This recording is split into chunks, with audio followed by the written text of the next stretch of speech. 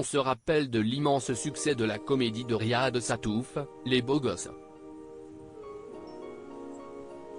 Depuis, Vincent Lacoste est devenu l'un des visages les plus connus du cinéma français. Mais qu'en est-il d'Anthony Sonigo, l'autre beau gosse du film ? Les Beaux Gosses, de Riyad Sattouf, a été un immense succès cinématographique en 2009. En une journée, il avait conquis plus de 42 500 spectateurs. Dans la description je suis moche, j'ai des boutons et en plus, j'ai un gros pif, beaucoup de Français ont dû se reconnaître.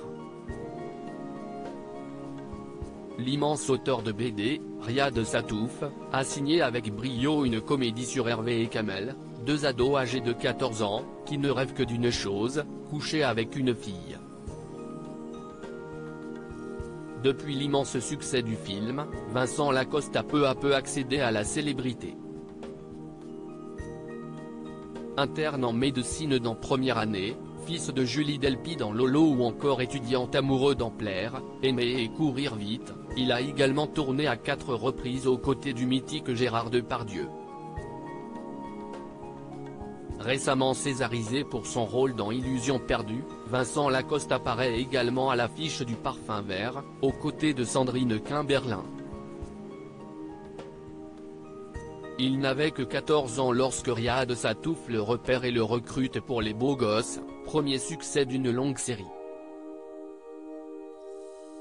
Aux côtés de l'acteur, Anthony Sonigo incarne également un adolescent libidineux, donc le Muller restera gravé dans les mémoires.